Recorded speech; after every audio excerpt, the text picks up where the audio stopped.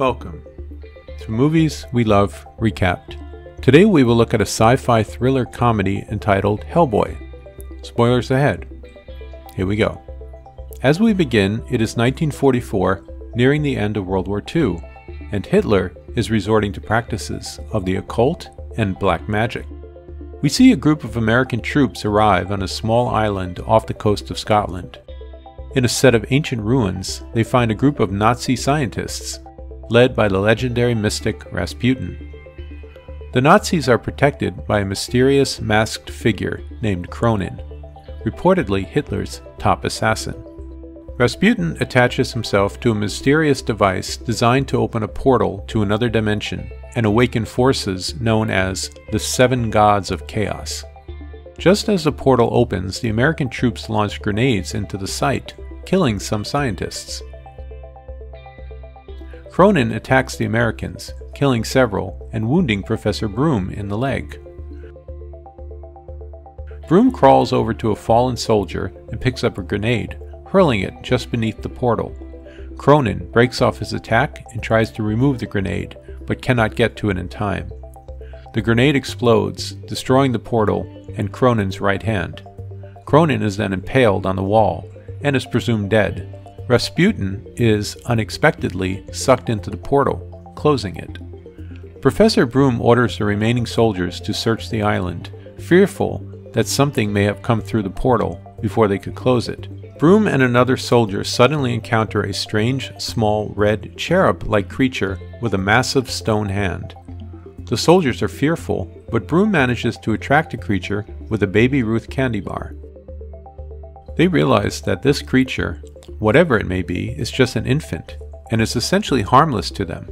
The soldiers give the creature a name based on its demonic appearance: Hellboy. Meanwhile, a lone figure on a motor scooter arrives at a waste management plant.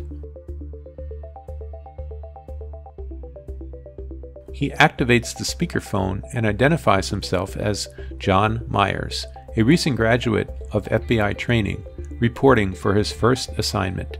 He is taken downstairs by a secret elevator and ends up in a gigantic library with a water tank in the middle of the room. Suddenly, a strange fish-like humanoid reveals itself inside the tank. Professor Broom arrives and introduces the fishman as Abe Sapien. Broom explains that Abe has certain telepathic abilities. Broom goes on to explain that this is the Bureau for Paranormal Research and Defense, or the BPRD for short, and Myers is their newest recruit. Myers is given a brief history of the BPRD and is then introduced to his superior, Agent Clay. Clay brings Myers into a huge vault-like room and introduces the BPRD's pride and joy, Hellboy, now an adult. Midway through their introduction, an alarm sounds, and Hellboy says in a joking tone, "Hey, hey, hey, they're playing our song. Let's go fight some monsters."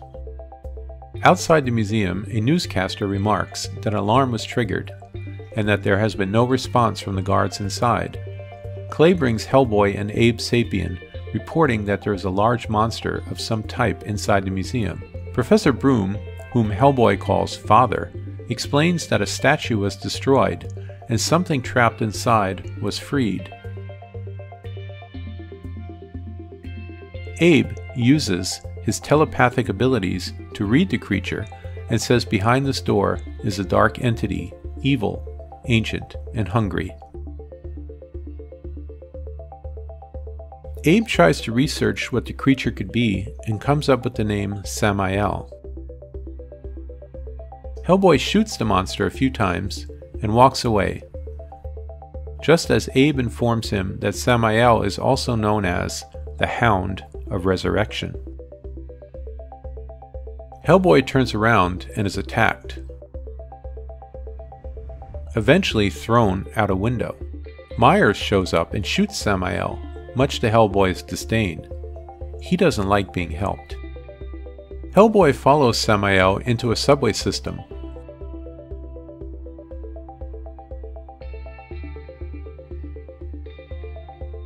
Briefly losing contact when a passing train goes over his head.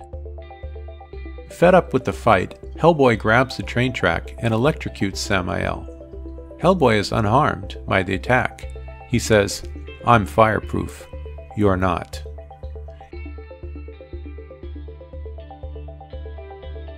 Hellboy next goes to visit the love of his life, Liz Sherman.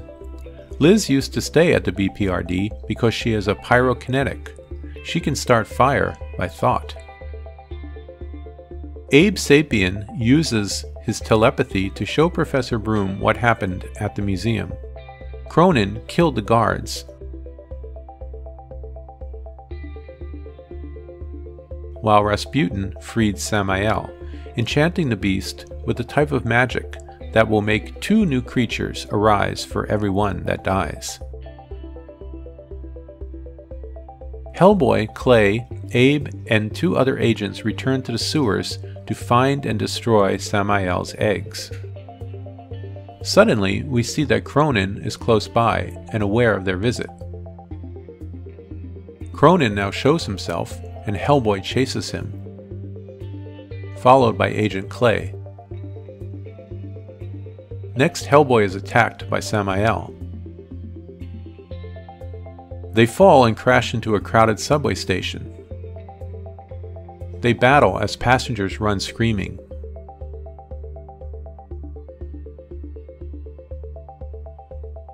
Hellboy eventually ends Samael by smashing him into an oncoming subway train.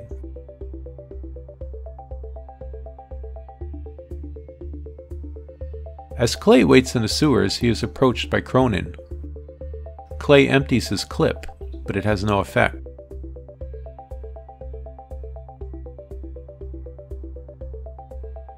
Cronin stabs Clay, then seemingly commits suicide by shutting off his clockwork heart.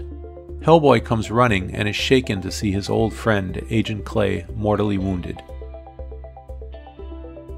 Back at the BPRD, Broom is doing an autopsy of sorts on Cronin. After, when the professor leaves, Cronin reanimates, using his clockwork mechanism to restart his own heart. He then allows Rasputin into the BPRD. Rasputin confronts the professor, taunting him for not knowing Hellboy's true purpose or name.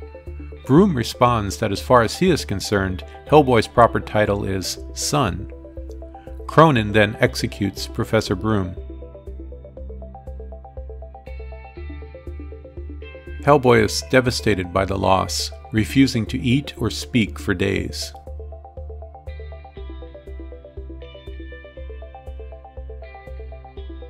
The team travels to Russia to begin searching for Rasputin's tomb. To get help, Hellboy reanimates a long-dead corpse. The talking cadaver acts as a guide for the group. A trap is set, dividing the team with Liz and Myers in one group and Hellboy and Manning in another. They finally find Cronin's hiding place, and Hellboy saves Manning's life by attacking Cronin with his stone fist.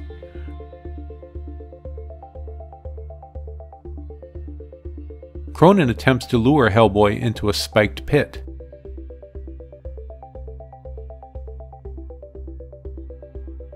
But Manning throws a gear at Cronin, blocking his attack.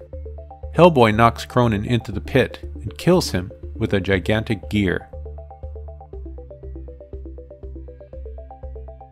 Liz and Myers find the egg chamber.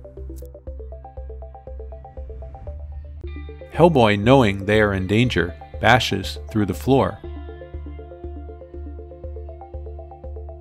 However, he is soon overwhelmed by Samael's spawn.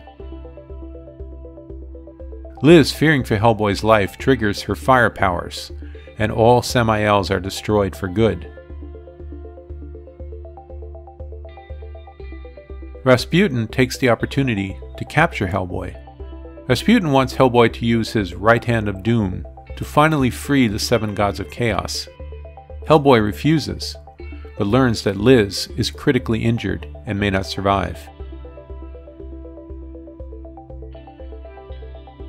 He agrees to Rasputin's terms and speaks his true name, Anung Un Rama. Hellboy's horns suddenly grow to full length, and he begins to breathe smoke, having embraced his demon heritage. Myers is able to free himself before Hellboy opens the final seal of the gods. Myers begs Hellboy to remember who he is, and throws the prayer beads that once belonged to Professor Broom. Hellboy remembers that he does not have to be evil, he has a choice. Hellboy rips off his horns and stabs Rasputin with them, stating that he doesn't need Rasputin to tell him who he is. Rasputin's death unleashes a monster called Behemoth that quickly grows in size. Hellboy gets Myers and Liz out of the room, and Myers gives him a weapon, a cluster of grenades, intended to use on Samael's eggs. Hellboy has a long fight with the Behemoth before finally getting the huge monster to swallow the grenades, destroying it.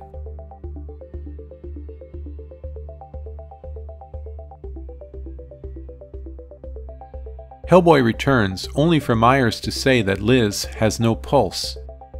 Hellboy kneels down and speaks some words of apparent prayer, and Liz opens her eyes.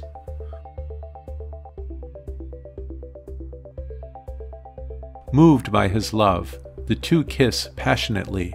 Liz's fire engulfs them both, that Hellboy, being fireproof, is unharmed.